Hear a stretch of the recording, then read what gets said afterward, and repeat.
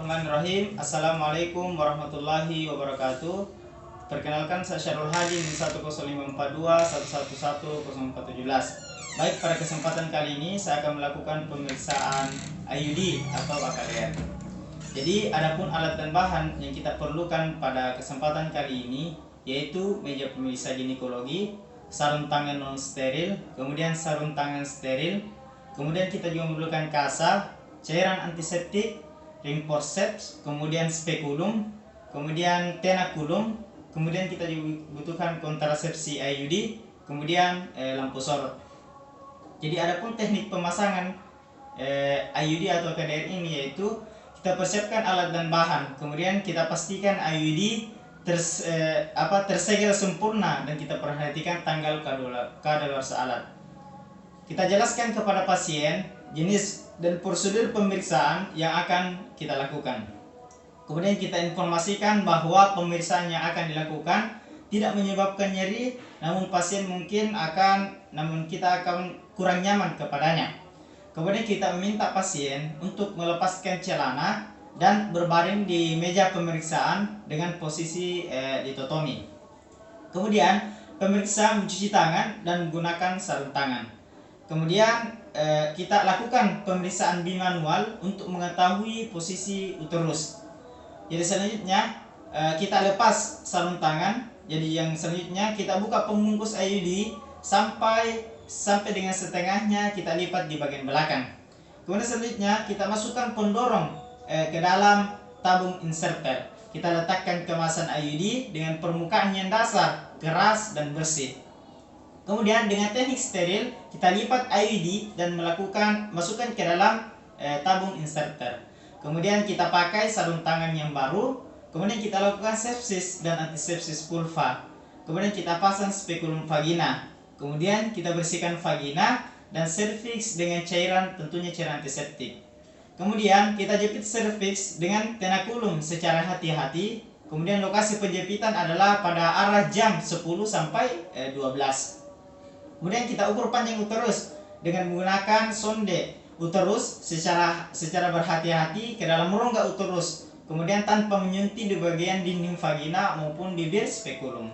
Kemudian kita tarik tenakulum agar vagina dan uterus searah. Kemudian kita keluarkan sonde ukur kedalaman terus di kertas pengukur. Kemudian kita sesuaikan panjang uterus pada tabung insersi IUD dengan fiksasi leher biru pada tabung inserter, dan kita menggerakkan tabung inserter untuk menyesuaikan dengan panjang uterus. Panjang uterus wanita yaitu 6-9 cm. Kemudian kita keluarkan inserter dari kemasannya. Kemudian kita masukkan tabung inserter secara hati-hati ke dalam uterus sampai di bagian leher biru menyentuh serviks atau sampai dirasakan adanya tahanan. Kemudian setelah pipa insersi sampai di fundus uteri, kita lepaskan IUD dengan menggunakan inserter. Kemudian kita lakukan keluarkan pipa bersama inserter secara perlahan agar telat IUD dalam uterus tidak berubah. Kemudian setelah pipa keluar dari serviks, kita potong sisa benang sepanjang 2-3 cm dari ostium cervix.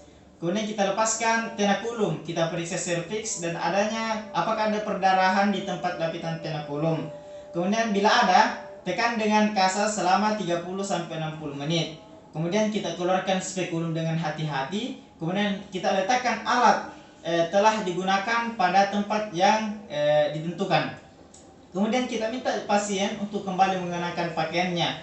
Kemudian kita informasikan kepada pasien bahwa tindakan telah selesai. Adapun tindakan biasanya pada pasca pemasangan yaitu biasanya kita rendam dulu semua peralatan yang sudah kita pakai dalam larutan klorin yaitu 0,5% selama 10 menit untuk dekontaminasi. Kemudian kita buang bahan-bahan yang sudah tidak dipakai lagi seperti kasa, sarung tangan dan lain-lain.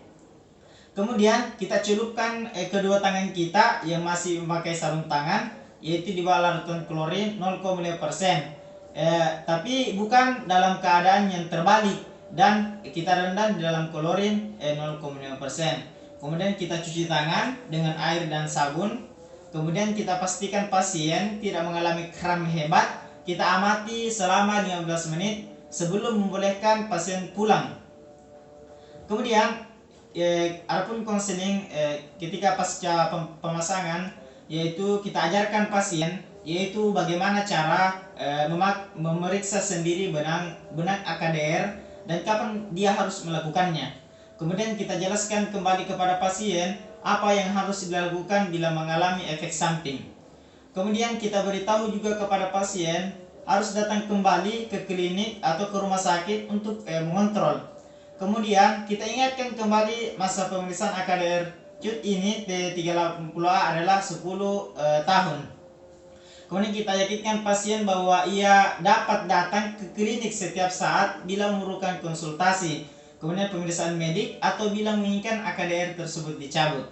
Kemudian selanjutnya kita lengkapi rekam medik dan kartu AKDR untuk pasien. Kemudian ekstraksi IUD. Baik, yang pertama itu kita persiapkan alat dan bahan. Kemudian kita jelaskan kepada pasien jenis dan prosedur pemeriksaan yang akan kita lakukan. Kemudian kita minta pasien berbaring di meja pemeriksa dengan posisi tentunya litotomi. Kemudian kita cuci tangan dan kita gunakan sarung tangan. Kemudian asepsis dan antisepsis di daerah vulva dan sekitarnya. Kemudian kita pasang spekulum. Kemudian kita periksa apakah ada benang IUD terlihat di dalam vagina.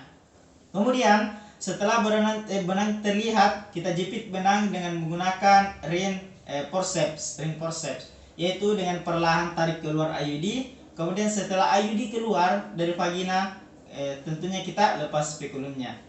Kemudian adapun biasa analisis hasil yang kita lakukan, yaitu pemeriksaan IUD merupakan ini salah satu kontrasepsi yang murah, kemudian dapat digunakan dalam jangka waktu yang lama.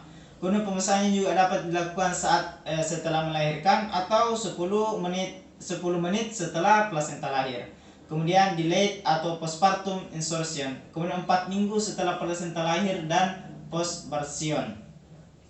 Kemudian IUD aman. Biasanya IUD aman untuk wanita dengan kondisi biasanya sebagai berikut. Bagi yang pertama itu riwayat kehamilan ektopik, kemudian riwayat operasi panggul, kemudian biasanya juga hipertensi maupun penyakit jantung lainnya. Kemudian riwayat trombosis vena dalam, kemudian bisa juga riwayat migrain, anemia, kemudian diabetes mellitus, kemudian endometriosis, kemudian juga biasanya pada laki-laki merokok.